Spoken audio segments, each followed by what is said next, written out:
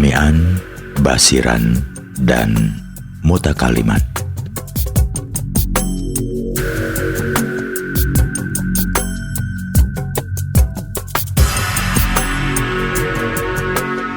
Hanya yang hidup yang dapat mendengar, melihat, atau menyadari, dan pandai bicara. Maka ketiga sifat ini dikategorikan sifat kamal atau maha sempurna. Ketika kita tidur, ketiga sifat ini menjadi tidak berfungsi karena ada tirai yang menutupi ruhnya yang ada di dalam diri kita. Apa yang menutupi? Tentu saja nafsu-nafsu biologis dan psikologis kita yang menutupi. Akan tetapi, bila kita mampu mematikan nafsu jasmani dan nafsani kita, pada saat kita kehendaki, maka penglihatan kita tersingkap dengan terang menderang.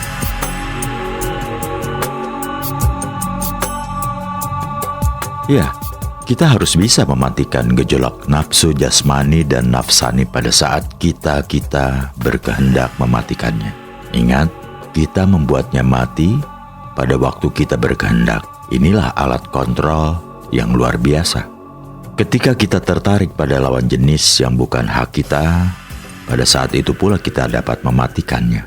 Ketika kita sedang bernafsu untuk menguasai orang lain, maka kita harus dapat mematikan nafsu berkuasa tersebut. Ketika ada kesempatan bagi kita untuk melakukan korupsi, maka pada saat itu pula kita harus dapat mematikan keinginan korupsi sekuat apapun.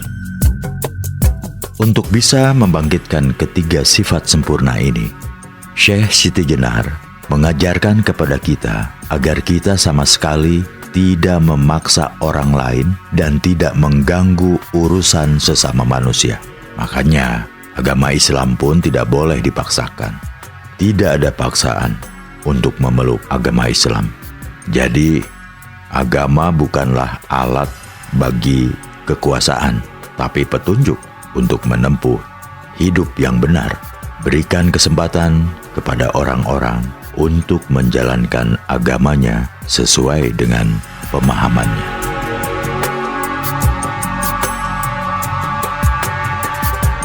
Selanjutnya, marilah kita ulangi membaca buku Syekh Siti Jenar, Makna Kematian, yang disebutkan bahwa dalam bab proses kematian ada 7 jiwa yang menempati 7 lapis badan. Nama-nama jiwa itu adalah jiwa amarah berada di badan jasmani, jiwa lawamah pada tubuh kedua yang lebih halus yang disebut tubuh sadar atau tubuh eterik, mulhamah berada di tubuh ketiga yang lebih halus lagi yang disebut tubuh qalb atau tubuh astral, jiwa mutmainah berada di tubuh keempat, yaitu tubuh fuad atau tubuh mental. Jiwa rodiyah berada di tubuh kelima, yaitu tubuh sagaf atau tubuh spiritual. Jiwa mardiyah berada di tubuh keenam, atau tubuh lub atau tubuh kosmik. Dan yang terakhir, jiwa kamilah berada di tubuh ketujuh atau tubuh sir atau tubuh nirwana. Kita tidak cukup hanya berhenti di tubuh astral atau badan kolb. Banyak orang yang membangun manajemen kolbu atau ESQ management. Itu sebenarnya hanya memanajemeni badan kolb atau badan astral. Yang dikelola hanyalah emosi. Mengapa hanya emosi yang dikelola di tubuh ini? Karena tubuh astral ini merupakan gudang bagi semua bentuk keinginan, baik keinginan dalam kehidupan sekarang maupun kehidupan sebelumnya. Kita harus bisa mengolah tubuh yang lebih halus lagi, yaitu tubuh fuad kita.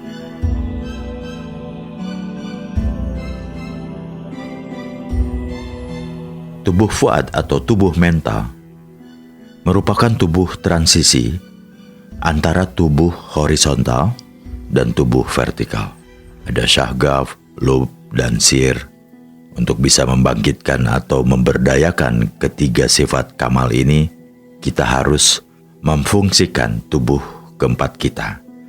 Di sini sudah tidak ada keinginan atau hasrat, atau dalam bahasa Inggris adalah desire terhadap sesuatu. Apa yang ada di dalam tubuh Fuad? Yang ada di dalamnya adalah akal budi, angan-angan, dan pikiran. Khususnya, buah pikiran itu terus-menerus tercipta. Kalau kita tidak pandai-pandai mengolah tubuh Fuad atau mental ini, pikiran kita akan penuh sesak dengan berbagai angan-angan dan hayalan. Kalau kita memperhatikan beberapa ayat Al-Quran, kata afidah atau bentuk jamak dari Fuad dikaitkan dengan kata syukur.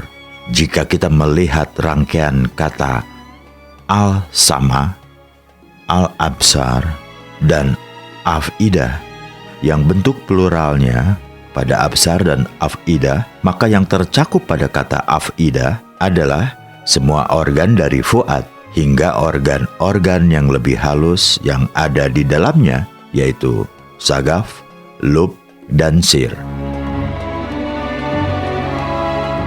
Dengan menggerakkan atau memberdayakan organ yang namanya Fuad, maka fungsi akal akan semakin nampak.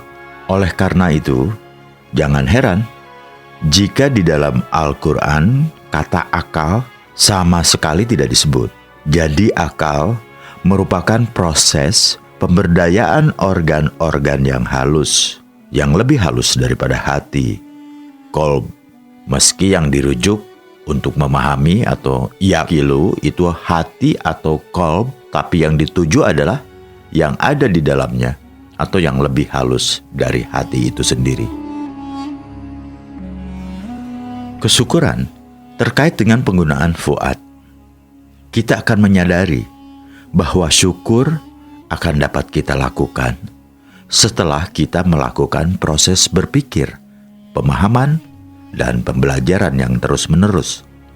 Syukur ternyata bukanlah hasil spontanitas atau ungkapan kegembiraan, tapi sebuah proses. Dengan fungsinya yang luar biasa ini, maka dalam kehidupan ini yang dimintai pertanggungjawaban adalah Fuad.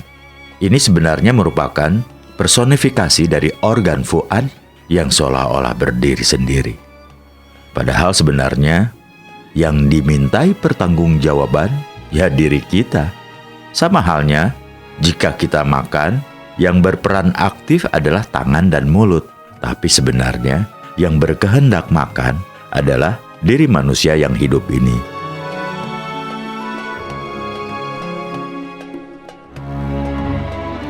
Kalau kita akan memberdayakan Fuad, maka kita terlebih dahulu harus meningkatkan kualitas emosi kita yang digerakkan oleh tubuh kolb. Emosi harus dimatangkan dan ditenangkan terlebih dahulu, yaitu dengan melatih kesabaran di segenap aspek kehidupan kita. Hal ini bisa dipelajari dari banyak buku-buku. Setelah itu kita lanjutkan dengan latihan penggunaan rasio dan logika. Sebenarnya, pelajaran berhitung, fisika, dan biologi yang diajarkan sejak di sekolah dasar adalah alat untuk melatih pemberdayaan Fuad. Karena dengan pelatihan memecahkan soal-soal pada ketiga pelajaran itu, kita melatih emosi, rasio, dan logika kita. Fuad juga merupakan mata ketiga. Artinya, dengan Fuad kita bisa melihat atau mendengar kejadian yang tidak tertangkap oleh mata atau telinga kita. Bukankah dalam hidup ini banyak hal yang tidak bisa kita lihat atau kita dengar dengan indera ragawi kita? Ketidakmampuan melihat atau mendengar itu bisa disebabkan jauhnya peristiwa yang kita saksikan. Terhalangnya peristiwa itu oleh objek di sekitar kita, atau saking halusnya objek yang hendak kita saksikan. Selain itu, banyak peristiwa-peristiwa spiritual yang tidak pernah bisa disaksikan dengan indera jasmani. Hal ini disebabkan banyak nyataan yang tidak berupa materi fisikal yang bisa diamati dengan indera ragawi. Bahkan materi yang berupa subpartikel tidak dapat dilihat dengan menggunakan alat pembesar atau mikroskop. Hal tersebut hanya bisa diketahui melalui efek-efeknya. Misalnya, bau wangi, kita tidak pernah bisa melihat zatnya.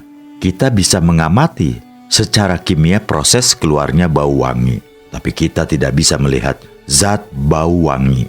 Warna juga demikian. Kalau kita menyaksikan warna, maka yang kita saksikan sebenarnya benda yang berwarna atau memantulkan warna. Pada tingkat keheningan tertentu, kita dapat melihat warna yang tidak terjangkau oleh mata, dapat mendengarkan bunyi-bunyian yang tidak tertangkap oleh telinga, dan kita bisa merasakan bau tertentu tanpa ada zat yang bisa kita indriawi. Nah, penglihatan, pendengaran, dan penciuman yang bisa dialami tanpa melalui indera jasmani ini sebenarnya dilakukan oleh fuad atau tubuh mental. Ketika Kanjeng Nabi Muhammad SAW menjalankan Mi'raj, maka fuadnya yang menanggapi segala peristiwa yang ada di luar dirinya. Hal ini jelas ditegaskan juga dalam Al-Quran. Fuadnya tidaklah mendustakan apa yang dilihatnya. Nah, dengan mengacu pada ayat itu, kita dapat menyimpulkan bahwa Mi'raj adalah peristiwa spiritual dan bukan jasmani. Bagi siapa yang menyenangi tantangan, fuadnya harus diteguhkan terlebih dahulu. Tentu saja badan qalb harus diteguhkan terlebih dahulu. Baru giliran selanjutnya fuad yang diteguhkan. Namun, walaupun tidak ada tantangan nyata dalam hidup ini, banyak orang yang sering mengalami kegelisahan yang disebabkan oleh faktor-faktor hayali. Misalnya, banyak orang yang takut mati karena merasa tidak sanggup menghadapi apa yang ada di balik kematian. Banyak orang yang dihantui siksa kubur, walaupun itu lebih banyak disebabkan oleh spekulasi pikirannya daripada kenyataannya. Nah, untuk mengusir berbagai macam kegelisahan yang ada dalam fuad, maka kisah-kisah yang positif diperlukan. Dalam Al-Quran disebutkan bahwa kisah-kisah para rasul yang disampaikan kepada Nabi Muhammad itu tidak lain agar fuad Nabi Muhammad menjadi teguh dan kokoh. Jika fuad sudah teguh, semua hal akan terlihat jelas dan pikiran tidak akan menghantui lagi. Sami'an, basiran, dan mutakaliman akan berfungsi dengan baik. Kecondongan atau kecenderungan terhadap sesuatu merupakan kerja fuad. Ini searah dengan kerja fuad yang lain yang sifatnya rasional logis. Memang di sini ada beda tipis antara kekuatan emosi yang tumbuh dari hati dan daya tarik atau kecenderungan yang terbit dari fuad. Namun setipis apapun perbedaannya, tetap saja semua yang rasional logis itu berasal dari fuad. Jinakan fuad dan latihlah dengan baik, maka sami'an, basiran, dan mutakaliman akan membantu perjalanan spiritual kita. Peran badan fuad lainnya adalah merasakan kebahagiaan dan penderitaan. Orang menderita itu sebenarnya fuadnya yang menderita. Dalam surah Humazah menggambarkan bagaimana kepedihan yang akan dialami oleh orang yang suka mengumpat. Disebutkan dalam surah ke-104 itu hanya bahwa api menyala-nyala hingga ke fuad. Jika diperhatikan ayat ini, benarlah bahwa neraka pun ada di dunia ini. Jika fuad ini dipenuhi rasa sumpek, cemas, gelisah, dan ketakutan, maka itu tandanya sedang ada di dalam neraka. Ya, akhirnya kita harus menjaga dan melatih fuad kita agar kita tetap menjadi orang yang berguna.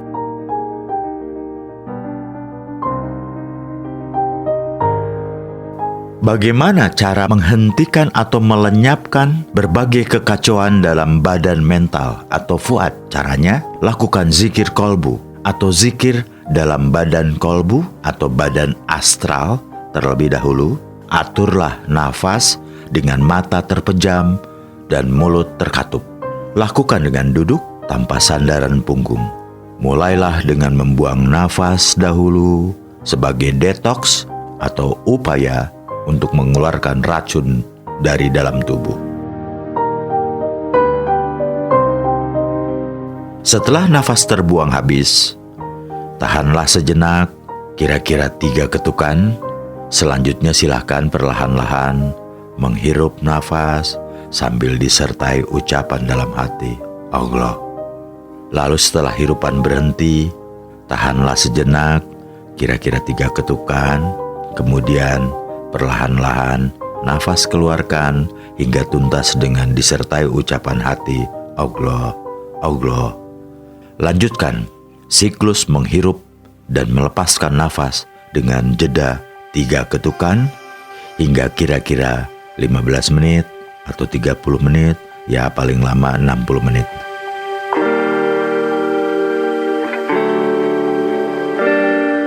Bila sudah menguasai teknik zikir pernafasan kolbu ini, maka tahap berikutnya melakukan zikir sir. Tekniknya sama, hanya saja pada saat menarik nafas, ucapan dalam hati, Allah, diganti dengan Hu. Tentu saja, teknik penarikan dan penghembusan nafas diusahakan lebih lembut, tidak diperlukan konsentrasi. Perhatian kita arahkan pada ucapan dalam hati, baik Hu maupun Allah. Apabila pikiran mengganggu, sehingga perhatian kita pada ucapan dalam hati sirna, maka kita secara sadar mengembalikan lagi perhatian tersebut. Mengapa tidak diperlukan konsentrasi?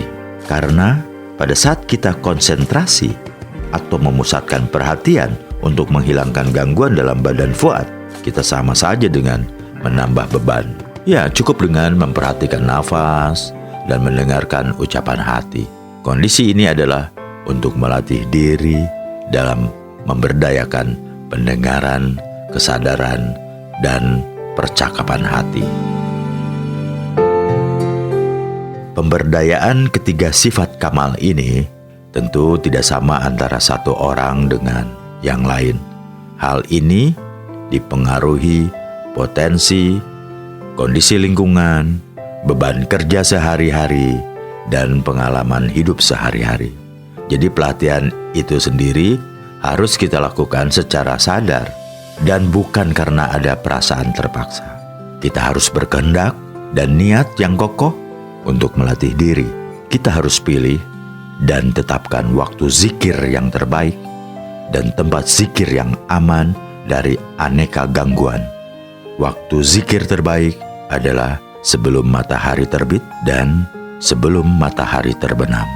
Dalam Al-Quran, waktu zikir ini dikenal dengan istilah bukroh dan asila.